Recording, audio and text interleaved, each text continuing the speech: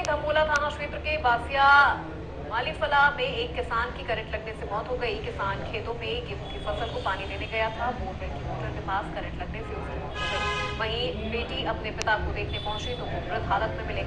सूचना मिलने के बाद मौके पर पहुंची पुलिस ने शव को कब्जे में लेकर पोस्टमार्टम के लिए भेजा है और आगे की कार्रवाई में जुट गई है।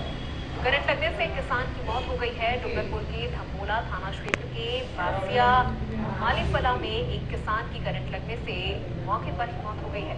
बताया जा रहा है कि किसान खेतों में गेहूं की फसल को पानी देने के लिए गया था। इसी दौरान बोरवेल की मोटर के पास करंट लगने से उसकी मौत हो गई। वहीं बेटी जब अपने पिता को देखने के लिए पहुंची तो वो उसे मृत हालत में मिले। सूचना मिलने के बाद मौके पर पहुंची पुलिस ने शव को कब्जे में लेकर पोस्टमार्टम के लिए भेजा है। आगे की कार्रवाई में जुट गई है। वहीं किसान की मौत के बाद से परिजनों में भी कोहराम मच गया है। बोरवेल की मोटर के पास करंट लगने से किसान की मौत हुई है। किसान गेहूं की फसल में पानी डालने के लिए गया था। इसी दौरान अचानक बोरवेल की मोटर से करंट लगने से किसान की मौके पर ही मौत हो गई और इसके बारे में पता तब चला जब किसान की बेटी उसे खेतों पर देखने के लिए गई।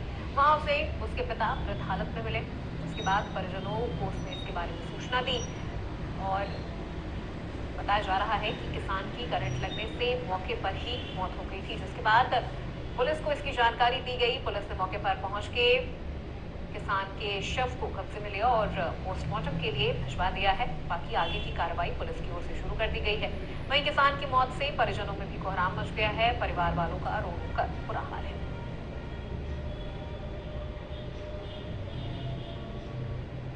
बोरवेल की मोटर के पास करंट लगने से किसान की मौत हो गई। करंट लगने से किसान की मौत से परिजनों में कोहराम मच गया है। परिजनों का रो रो कर बुरा हाल।